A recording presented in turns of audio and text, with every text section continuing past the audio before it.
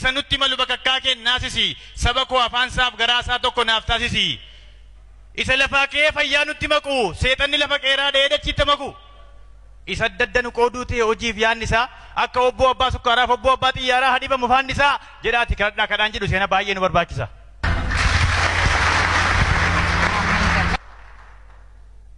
Kadhaa kana booda tafkiin qilintoof qaallittii simannaaf yerootti kakkabalu itti qaata farii immoo saaqe saanqaa duraatti cufi saanqaa dabalu.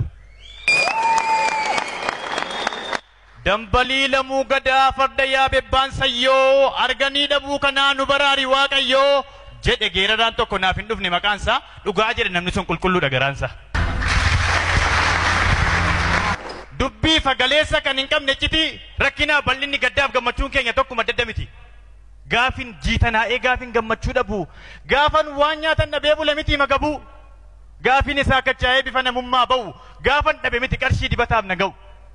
gaafii ani kophaa koo dhoksee boo'ee maraadhu gaafan dhabe miti waan ittiin jiraadhu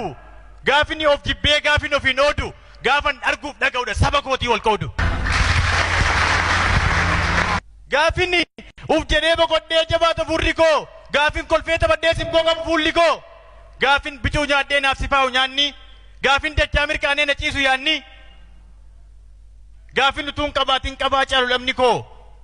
gaafa waamee wal dhagee tokko ta'edha sabni koo. Anis beeka atis beekta wanti hin jedhe dabaaree Oromoon tokko malee booqaa burree qabaaree. Agaan dubbadha malee meeffachuu miti haasaa warra beekan biratti jechi Oromoo jedhu gatii guddaa baasa.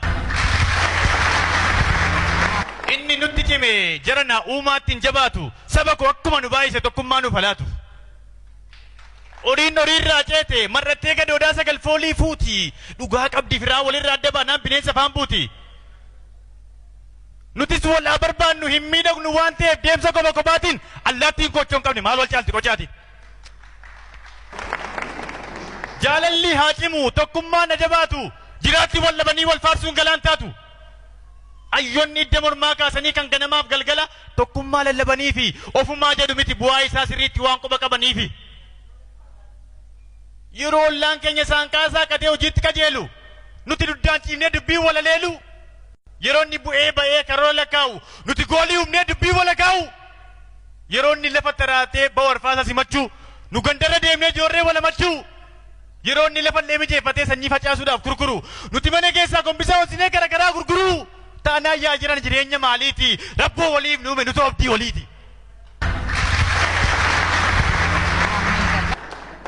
Qee warra guddaa jennee lafa jirree qaaniidha Oromoo guddummaa yoo gidduu keenya jirre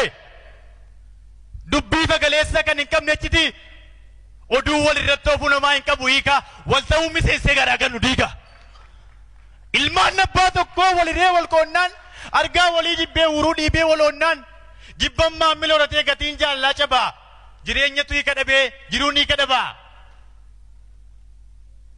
sabatu burjaajii akka wallaalee rakkata alagaa gaafa golfaatu amilee argata ayyota harkaatu kallattiin ni dhima gadeef gaarii foonii addaan baasuutu cimaa sabaa sababii qaba tokkummaan taanaan irruu darbees waanuun jedha lafeen taadisaaf irruu. Adam maqnugaa irram na duusaafa nuti ajaba lafee waaqoo guutuu lafeen eebbisaafa arreeyta yaannu seenaan namaaf hin iltu jamaa nuti ajabas lafeen elemoo qiltu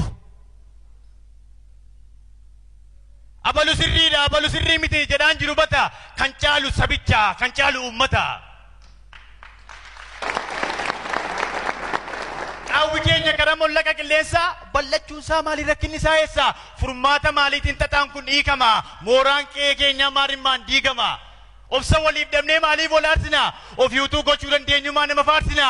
jenna malee bara dhufaa darbaa gaddaaf gadadoo faarsaa injiraan nu facaanii akka ilmaan abaarsaa. Sababa uumanii wal gaarreeffachuurra darga wal ilaalaa walirraa siquurra walitti siqanii wal gorfachuu caala.